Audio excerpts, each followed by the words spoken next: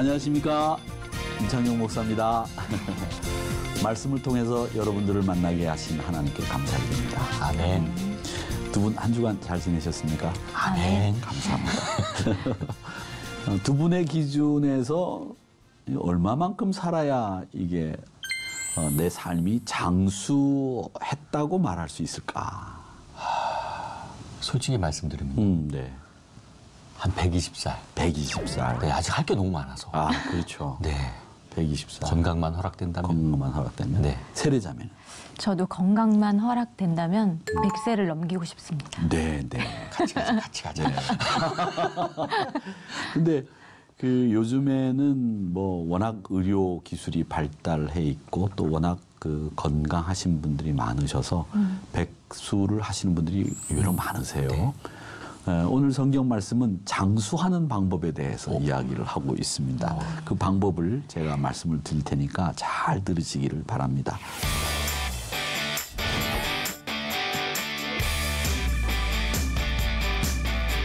오늘 말씀의 구조는 이렇습니다. 먼저 잠언 3장 1절에서 내 아들아 나의 법을 잊어버리지 말고 내 마음으로 나의 명령을 지키라. 이렇게 말씀을 합니다. 잊어버리지 말고 지켜야 되는 법의 구체적인 조항이 3절 이하에 나오는데 그 3절 이하의 조항에 나오는 얘기를 구체적인 조항을 잘 지키면 2절이 이루어지고 그 2절의 결과가 뭐냐? 그리하면 2절이 그것이 네가 장수하여 많은 해를 누리게 하며 평강을 더하게 하리라. 이렇게 돼 있어요. 여기에서 이 많은 해라고 하는 말은 상함이나 위해가 아니라 많은 연수를 누릴 수 있도록 해준다. 이런 뜻이에요. 그러니까 우리가 오래 살 수 있게 만들어주신다. 이런 뜻입니다.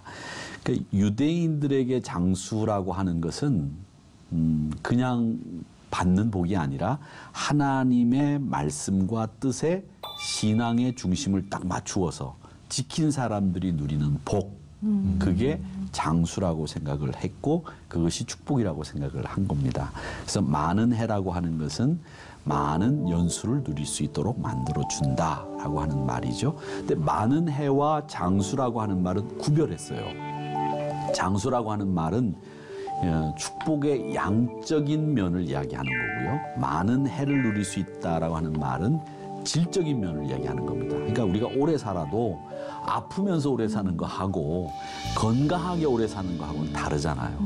근데 이제 연세 많으신 그 어르신들을 모시는 우리 성도들 만나서 이야기를 하다 보면 이제 그런 이야기를 하시더라고요. 90세가 넘으니까 판단력이나 지혜가 어린아이와 같이 되더라. 이제 그렇게 사시는 것이 의미가 있을까? 이런 생각을 한다. 이렇게 얘기를 하시더라고요. 또 반면에 어떤 분들은 90세가 넘었는데도 총기가 있는 부모님을 보면서 깜짝깜짝 놀란다.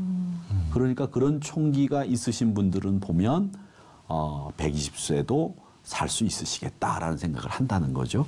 그러니까 제일 중요한 것은 이 총기, 판단력, 이걸 잃지 않는 게 굉장히 중요한 것 같고 또 이런 물리적인 면에서 보면 제가 목회를 하면서 이건 뭐 제가 의사는 아니지만 물리적인 측면에서 보면 이 자세가 바르신 분들, 꼿꼿하신 분들, 뼈가 건강하신 분들, 혈관 건강 이런 분들이 오래 사시더라고요. 그러니까 우리가 생각할 때는 암에 안 걸리면 오래 산다고 생각하고 다른 병에 안 걸리면 오래 산다고 생각하지만 자세가 바라서 이 골격이 튼튼하신 분들, 그다음에 혈관이 건강하신 분들이 오래 살더라라고 하는 것이 제가 경험한 바에 의하면 장수하시는 분들의 특징이라고 하는 거죠. 그런데 우리가 그냥 오래 사는 거 그거 좋은 건 아니잖아요. 아파가지고 매일 옆에 사람들이 수발 들어야 되고 골골하고 막 병원 들락거리고 그러면서 오래 살면 뭐 하겠습니까? 삶의 질이 떨어지는데 내가 많은 사람들을 위해서 유익을 끼치고 도움을 주고 또 사람들에게 기쁨이 되면서 어떤 필요한 존재로서 장수한다면 그건 바랄 나위가 없겠죠. 근데 다른 사람들에게 폐를 끼치면서 아이고 이제 옛날에는 그런 사람들이 있었어요. 언제 죽나 이런 생각을 하는 사람이 되면 이건 산다고 할 수 없는 거죠. 그러니까 우리가 길게 사는 것만이 좋은 것이 아니라 건강하게 하나님의 영광을 돌리면서 또 사람들의 필요를 채워주는 사람으로 오래 사는 게 중요하다. 이런 생각을 해봅니다. 자, 그러면 우리가 장수해서 많은 해를 누릴 수 있는 비결이 뭔가 보면 6절에 그 말씀이 나와 있습니다. 우리 세례자매가 6절을 읽어봐 주시기 바랍니다. 너는 범사의 그를 인정하라. 그리하면 내 길을 지도하시리라. 아멘. 히브리어 중에 그 야다라는 말이 있습니다. 야다. 야타가 아닙니다. 야다입니다. 야다. 근데 이 야다라는 말은 남녀가 육체의 모든 부분을 안다 했을 때 그걸 야다라고 하는 말을 씁니다. 야다라는 말을 쓰는데 이 말은 뭐냐면 이론적으로만 아는 게 아니라 전인적으로 다 아는 걸 야다라는 말을 씁니다. 그래서 이건 야다라고 하는 말은 인정하다는 말이 야다라는 말인데 이건 하나님을 내가 그냥 머릿속으로만 아는 게 아니라 내가 그분을 내 인격 전체가 그분을 인정하고 그분을 안다. 그렇게 해서 쓰는 말이 인정이라는 말인데 그게 야다라는 말입니다. 그래서 내 삶에 일어나는 일들 그건 하나님에 의해서 일어나는 일이고 나는 그 하나님을 다 알고 있습니다. 그걸 바로 인정이라고 하는 말로 쓰고 있다는 것을 아시면 됩니다. 그래서 하나님의 인도하심을 구하고 하나님이 인정해 주시는 그 길을 걸어가는 것 그게 바로 인정, 야다라는 말입니다. 우리 인간의 본성 가운데에서는 가장 흔한 생각이 뭐냐? 남이 나를 위해서 뭔가를 해주기를 바라는 마음이 우리 인간이 가지고 있는 가장 기본적인 본성이에요. 그래서 부부관계도 그렇고 교회 생활도 그렇고 모든 인간관계가 남이 나를 위해서 뭔가를 해주기를 바라는 마음을 갖고 있거든요. 그런데 이런 생각이 바로 어떤 생각이냐면 사망이 주는 생각이에요. 정말 가장 나쁜 생각이 바로 그겁니다. 부부관계에 있어서도 남편이 혹은 아내가 나를 위해서 뭔가를 해주기를 바라는 마음으로 결혼했다가 만약에 그렇게 되지 않으면 이 사랑에 금이 가기 시작하는 거예요. 이 남편과 결혼을 해서 이 남편으로부터 내가 뭔가를 얻을 수 있다. 이 남편은 지위가 높고 이 남편은 사회적인 명성이 있으니까 내가 이 남자와 결혼하게 되면 내가 이런 것을 얻을 거다. 이런 예측을 하고 결혼하는 거죠. 그런데 결혼이라고 하는 것은 그렇게 결혼하는 게 아니라 내가 이 사람의 부족한 부분을 어떻게 하면 채워주고 이 사람과 어떻게 하면 완성된 부부로서 살아갈 수 있을까? 내가 이 사람의 부족한 부분을 채워줄 수 있다 생각하면 그 사람과 결혼해야 되는 거지. 이 사람과 결혼하는데 이 사람이 가지고 있는 것이 나한테 어떤 유익이 있을까를 생각하면 그 결혼은 잘못된 시작이에요. 그러니까 우리 믿음의 사람들은 결혼할 때 물론 그걸 아무렇지도 않게 또 무시할 수는 없어요. 이 남자와 결혼했을 때 내 삶이 어떻게 전개될 것인가를 예측은 해볼 수 있겠죠. 좋게 전개될 거라고 하는 예측이 되어야 결혼을 하는 것은 맞아요. 그러나 이 남자로부터 내가 얻을 것만 생각하고 결혼하면 그 결혼은 그 얻는 것이 끊어지는 순간에 깨진다는 거예요. 그러니까 내가 그 남자로부터 얻는 것도 필요로 하지만 내가 그 남자에게 부족한 부분이나 허물이나 실수를 감싸줄 수 있는 부분이 뭔가 그건 내가 내 능력으로 가능하다 이렇게 판단하면 서로 결혼해서 행복하게 살 수 있다는 거죠. 그러니까 이것은 뭐냐면 인정해주고 또 나도 인정받고 이런 부부관계가 될 때 그 부부관계가 행복한 관계가 된다는 겁니다. 그래서 신앙생활도 우리가 제일 먼저 해야 될 일은 뭐냐? 하나님을 인정하는 일이에요. 그 하나님을 인정해드리는 일. 그래서 그 하나님을 인정한다는 말은 뭐냐면 하나님 당신의 말에 청종하겠습니다. 이게 인정하는 말이거든요. 그리고 하나님 제가 하나님 인정합니다. 당신의 인도함을 내가 받겠습니다. 이런 뜻이거든요. 그래서 하나님의 인도함을 받는 것, 그건 하나님을 인정해 드리는 것이다. 이렇게 생각을 하시면 되겠습니다. 자, 그러면 인도하심을 받는 원리와 방법에 대해서 바로 알아야 되는데 우리 하나님이 왜 우리를 인도하실까? 그 목적이 뭘까? 이 생각을 해보면 이사야서 48장 17절의 말씀이 있습니다. 우리 승대 형제님이 읽어주시죠. 네. 너희의 구속자시오 이스라엘의 거룩하신 이이신 여호와께서 이르시되 나는 내게 유익하도록 가르치고 너를 마땅히 행할 길로 인도하는 내 하나님 여호와라. 아멘. 유익하도록 만드시는 하나님이 우리를 가르치시고 인도하신다는 이야기죠. 우리가 하나님의 인도함을 받는 건 가장 큰 복입니다. 정말 큰 복이에요. 내가 만군의 여호와께서 내 삶을 인도하신다. 이것처럼 큰 복이 어디 있습니까? 왜? 하나님은 항상 좋은 곳으로 인도하시는 분이죠. 우리를 멸망의 구렁텅이로 인도하시는 분이 아니거든요. 그러니까 우리를 온전히 인도해 주시고 우리 영혼에 만족함을 주시고 생명에 풍성함을 주시는 하나님을 인정하는 것, 그것이 우리가 해야 될 일이다라는 겁니다. 그다음에 마땅히 행할 길로 행할 수 있도록 하시기 위해서 우리가 인도함을 받아야 된다는 거죠. 그러니까 하나님이 우리를 인도하시는 이유는 우리가 마땅히 행할 길을 갈 수 있도록 만들어 주신다는 거고요. 인도하시는 방법이 있습니다. 어떻게 우리를 인도하시느냐. 5절과 6절 말씀에 나와 있죠. 너는 마음을 다하고 여호와를 신뢰하고, 한번 세례자매가 읽어봐 주시기 바랍니다. 너는 마음을 다하여 여호와를 신뢰하고 내 명철을 의지하지 말라. 너는 범사의 그를 인정하라. 그리하면 내 길을 지도하시리라. 아멘. 아멘. 하나님을 믿지 않고서는 그분의 인도함을 받을 수가 없습니다.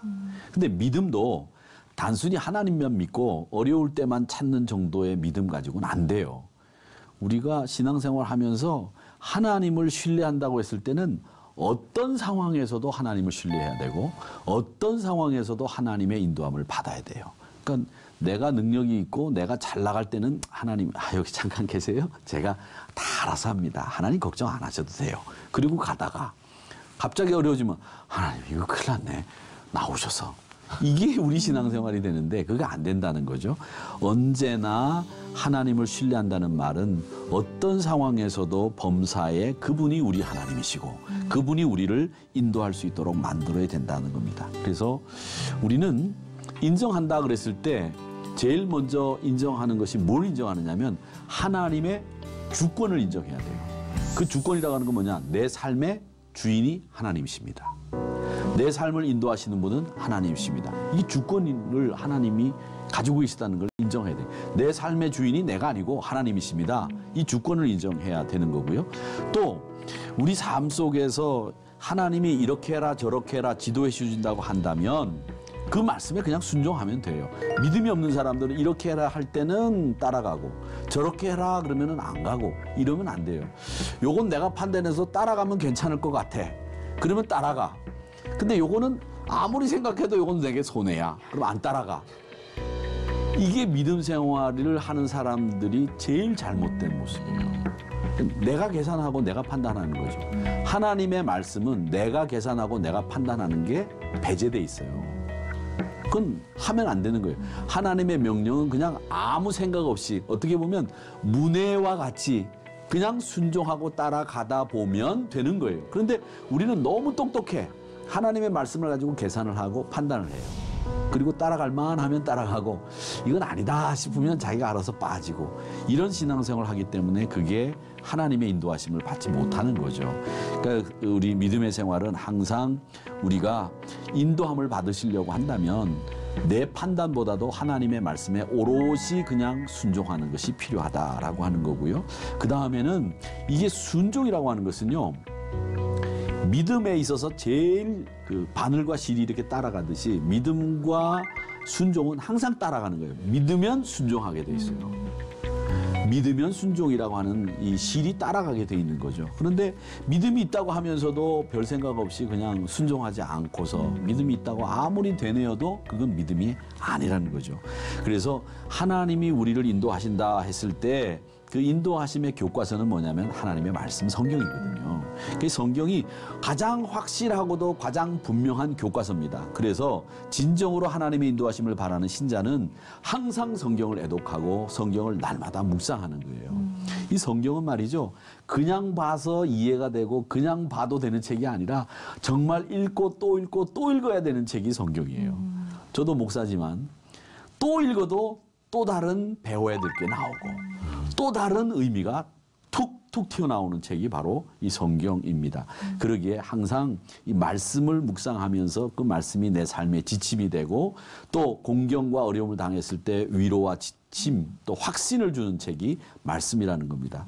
또 하나님의 인도하심과 또 하나님의 그 우리에게 주시는 내적인 확신이 있습니다. 예를 들자면 우리가 하나님께서 우리에게 모든 삶에 필요한 말씀을 다 주는 건 아니에요.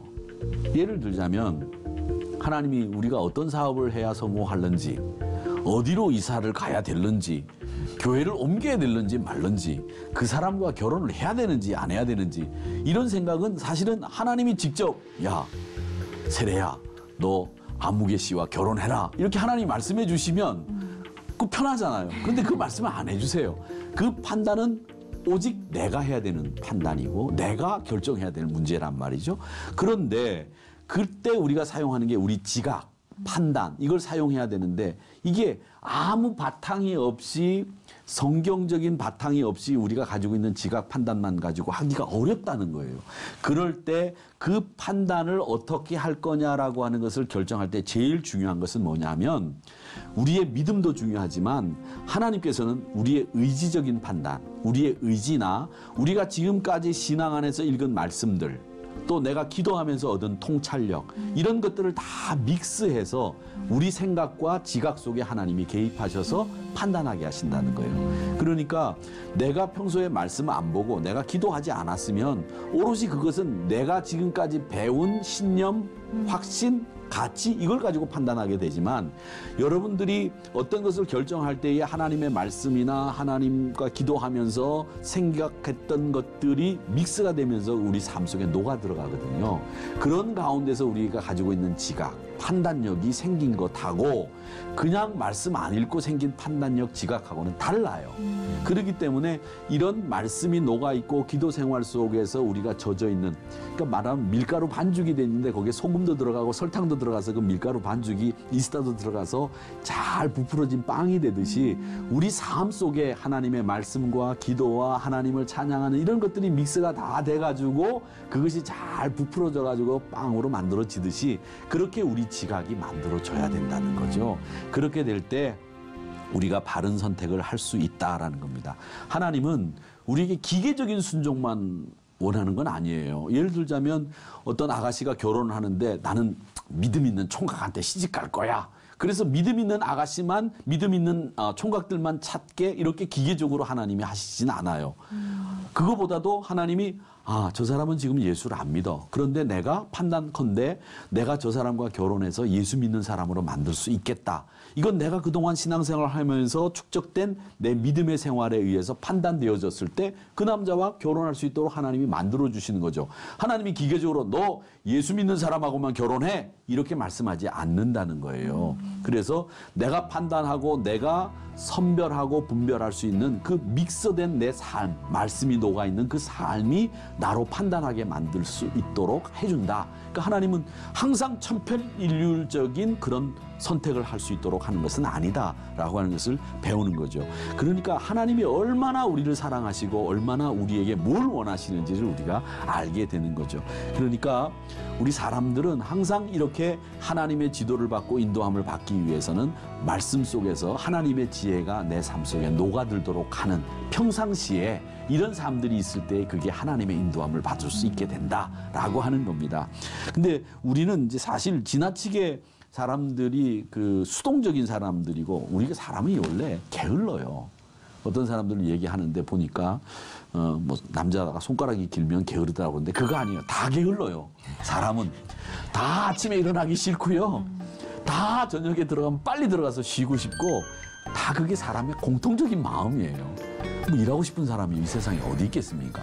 그런데 말씀과 성령의 인도함을 받으면서 자신이 생각하고 결단한 것이 아니라 누가 기적적으로 하나님이 나를 인도해 주시기를 바라는 이런 사람이 돼서는 안 된다는 거죠.